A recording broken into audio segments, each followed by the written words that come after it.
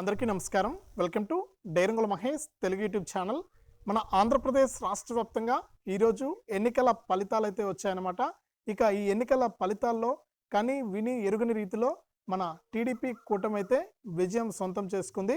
ఇక ఈ నెల 9వ తారీఖున మన రాష్ట్ర ముఖ్యమంత్రిగా మనకు గతంలో 3 సార్లు ముఖ్యమంత్రిగా పనిచేసినటువంటి ఈసారి 4వసారిగా జూన్ 9న ప్రమాణ స్వీకారం చేయబోతున్నటువంటి నారా చంద్రబాబు నాయుడు గారు అయితే మనకు మరొకసారి ఏపీ ప్రజలను ముందుండి నడిపించడానికి సిద్ధమయ్యారనమాట. ఇక ఒకవైపు సంక్షేమం, మరొక వైపు అభివృద్ధితో పాటు మరింత మందికి ఉద్యోగాల కల్పన, మరింత మందిని మన ఆంధ్రప్రదేశ్ను అభివృద్ధి పథంలో తీసుకురావడానికి మనకు జూన్ 9న అయితే ప్రమాణ స్వీకారం అయితే చేయబోతున్నారు. ఇక మనకు ఇప్పటికే టీడీపీ చరిత్రలోనే కని వినని ఎరుగని విజయాన్ని అయితే సొంతం చేసుకుందని మనకు ఇప్పటికే వార్తలు అయితే వస్తూ ఉన్నాయన్నమాట. ఇక ఇప్పటికే కూటమి అయితే మనకు దాదాపు 161 సీట్లతో ప్రభంజనం అయితే సృష్టించింది. ఈ నేపథ్యంలో మనకు సీఎం చంద్రబాబు గారు మనకు జూన్ 9వ తారీఖున అంటే ఈ నెల 9వ తారీఖున అమరావతిలో అయితే ప్రమాణ స్వీకారం అయితే చేయనున్నారు. ఇక ప్రమాణ స్వీకారం చేసిన మొదటి రోజే తొలి సంతకం అయితే చేయబోతున్నారనమాట.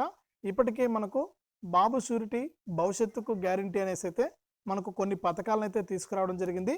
ఈ పథకాల్లో భాగంగా మనకు ముఖ్యంగా మొదటి సంతకం ఏ పథకం పైన చేస్తారు, మనకు ఏ పథకాలు ఇచ్చారు, ఇవన్నీ కూడా ఇప్పుడు మీరు తెలుసుకోవాల్సిన అవసరం అయితే ఉందండి. ఎందుకు అంటే ప్రభుత్వం ఏర్పడినప్పటి నుంచే మనకు అందరికీ కూడా ఉపయోగపడేటువంటి పథకాలను అయితే ప్రవేశపెట్టబోతున్నారు. ముఖ్యంగా ఏవైతే సూపర్ 6 పథకాలు ఉన్నాయో ఆ పథకాలను అయితే అమలు చేయబోతున్నారు మన సీఎం చంద్రబాబు గారు. ఇక 9న ప్రమాణ స్వీకారం చేసినటువంటి మొదటి రోజే మనకు తొలి సంతకం అయితే ఈ సూపర్ 6 పథకాలపైనే చేయనున్నట్లు మనకు సమాచారం అయితే అందింది. ఇక రాష్ట్ర వ్యాప్తంగా ఎవరైతే మనకు ఎదురు చూస్తున్నారో ఈ పథకాల కోసం కొత్త ప్రభుత్వం ఏర్పడింది మన ఆంధ్రప్రదేశ్లో. ఇక గతంలో ఉన్నటువంటి ప్రభుత్వం పోయి కొత్త ప్రభుత్వం అయితే వచ్చిందనమాట. ఇక కొత్త ప్రభుత్వం వచ్చింది కాబట్టి అందరూ కూడా మనకి ఏవైతే మన సీఎం చంద్రబాబు గారు ప్రకటించారో ఎన్నికల మేనిఫెస్టోలో ఆ పథకాల కోసం అయితే ఎదురు చూస్తారు. ఇక ఇందులో భాగంగానే మనకు సీఎం చంద్రబాబు గారు అయితే ప్రమాణ స్వీకారం చేసిన మొదటి రోజే మనకు ఈ 6 గ్యారెంటీలు ఏవైతే సూపర్ 6 పథకాలు ఉన్నాయో ఆ సూపర్ 6 పథకాలపైన అయితే తొలి సంతకం అయితే చేయబోతున్నారనమాట.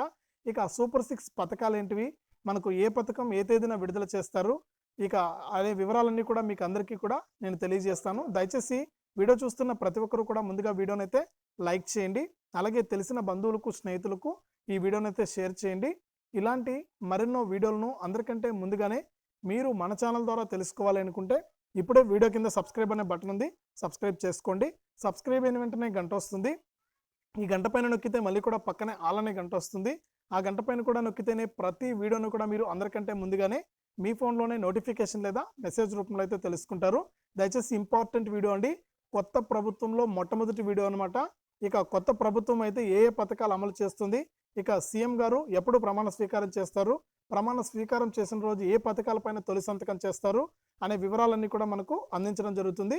ఇక వీడియోను లైక్ చేయడం మాత్రం మర్చిపోవద్దు. ఇక వివరాల్లోకి వెళ్తే మన ఆంధ్రప్రదేశ్ రాష్ట్ర వ్యాప్తంగా మన సీఎం చంద్రబాబు గారు అయితే మనకు ప్రమాణ స్వీకారం అయితే చేయబోతున్నారనమాట.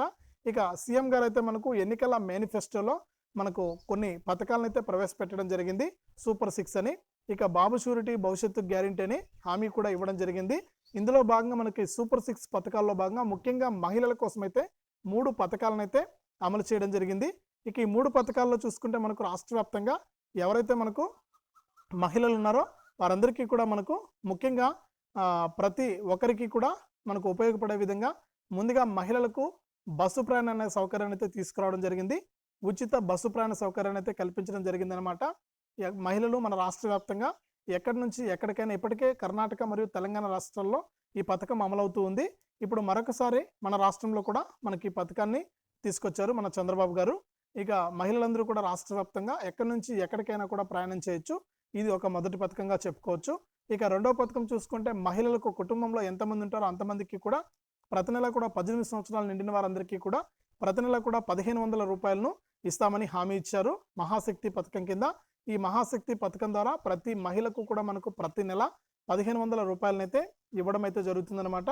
ఇక ఈ పథకాలన్నిటికీ సంబంధించి ఏవైనా రూల్స్ పెడతారా, కొత్త రూల్స్ తీసుకొస్తారా అంటే ఈ వయసు నుంచి ఈ వయసు వారికే ఇస్తాము, లేకపోతే ఇలా ఈ క్యాస్ట్ల వారికి ఇస్తామనే వివరాలు అయితే ఇంకా వెల్లడించలేదు. ఎందుకంటే ఈ రోజే మొదటి రోజు కాబట్టి ఈ రోజే రాష్ట్ర వ్యాప్తంగా ఎన్నికల ఫలితాలు వచ్చాయి. ఇక మన టీడీపీ కూటమి పార్టీ మనకు చరిత్ర అయితే సృష్టించిందనమాట. 161 సీట్లకు పైగా మనకు గెలుచుకోవడం జరిగింది. ఈ నేపథ్యంలో మనకు ఇంకా ఈ పథకాలకు సంబంధించిన వివరాలన్నీ కూడా అందించడం అయితే జరుగుతుందన్నమాట. ఇక మహాశక్తి పథకం ద్వారా మహిళలందరికీ కూడా 1500 రూపాయలనైతే ఇవ్వడం జరుగుతుంది. ఇక మూడోది చూసుకుంటే మనకు రాష్ట్ర వ్యాప్తంగా మహిళలు ఎవరైతే ఉన్నారో వారందరికీ కూడా మరికొన్ని పథకాలను కూడా తీసుకురావడం జరుగుతుంది. అంతేకాకుండా రాష్ట్ర వ్యాప్తంగా మనకు రైతులకు సంబంధించి రైతు భరోసా సాయాన్ని 20,000 రూపాయలకైతే పెంచడం జరిగింది.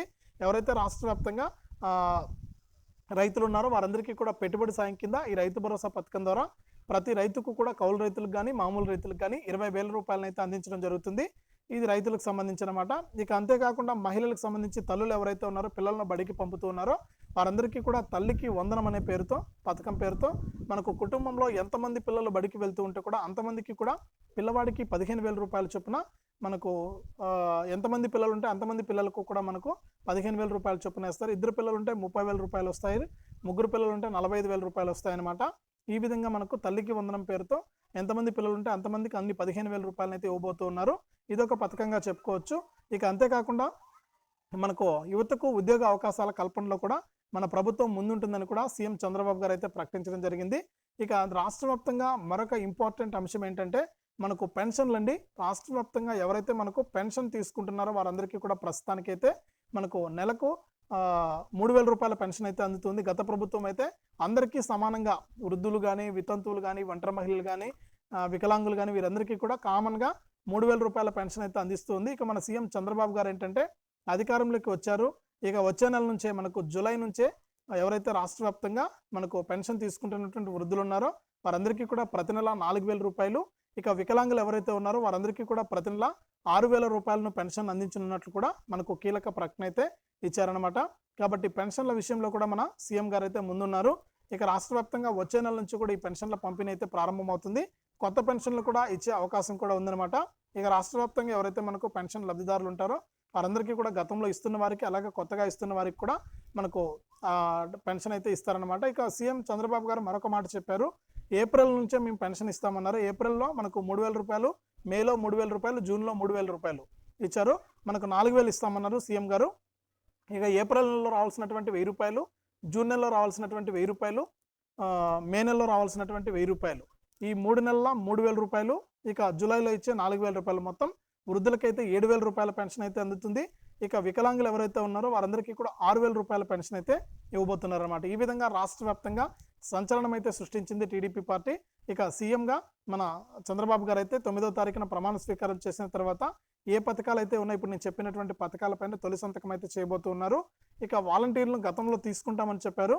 ఇప్పుడు మనం ఒక విషయం మాట్లాడుకోవాలి ఇక్కడ. ఎందుకంటే మనకు వాలంటీర్ల ద్వారానే మనకు గత ప్రభుత్వం పూర్తిగా విఫలమైందని చెప్పుకోవచ్చు. ఎందుకంటే ఎక్కడికక్కడ వాలంటీర్లు తామే పెద్దగా అనుకుని వ్యవహరించడం వల్లే మనకు వాలంటీర్ వ్యవస్థ వల్లే గత ప్రభుత్వం పూర్తిగా విఫలమైందని మనం న్యూస్లో అయితే చూసామంటే వార్తలు అయితే వినిపిస్తూ ఉన్నాయి, గుసగుసలు అయితే వినిపిస్తూ ఉన్నాయన్నమాట. కాబట్టి ఈ వాలంటీర్ వ్యవస్థను తీసుకురాకపోతేనే మంచిగా ఉంటుందని మన ఛానల్ తరపున అయితే తెలియజేస్తూ ఉన్నాను. ఎందుకంటే వాలంటీర్లు రావడం వల్ల నాయకులకు ప్రజలకు మధ్య సంబంధాలు అయితే చెడిపోతాయి. ఇక అన్నీ కూడా వాలంటీర్లో చూసుకుంటే మనకు ఏదైతే మనకు నాయకులకైతే మనకు విలువ అనేది లేకుండా పోతుంది అనేది కూడా అభిప్రాయం అనమాట. ఇక వాలంటీర్ వ్యవస్థను తీసుకురాకపోతేనే బెటర్ అనేది నా అభిప్రాయం. ఇక ఇదేనమాట రాష్ట్ర వ్యాప్తంగా మనకు కొత్త ప్రభుత్వం ఏర్పడింది. ఇక ప్రజల్లో కూడా కొత్త ఆశలు అయితే ఉంటాయి.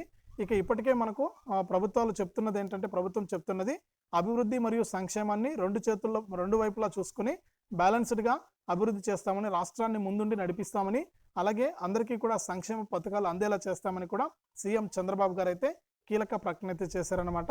ఇది రాష్ట్ర వ్యాప్తంగా మనకు ప్రస్తుతానికి కొత్త ప్రభుత్వం ఏర్పడినటువంటి దానికి సంబంధించి వచ్చినటువంటి అప్డేటు. వీడియోను తప్పకుండా లైక్ చేయండి, షేర్ చేయండి. మన ఛానల్ని ఇప్పుడే సబ్స్క్రైబ్ చేసుకుని పక్కనే వచ్చే గంట పైన నొక్కి మళ్ళీ వచ్చే ఆల్ అనే గంట పైన కూడా నొక్కండి.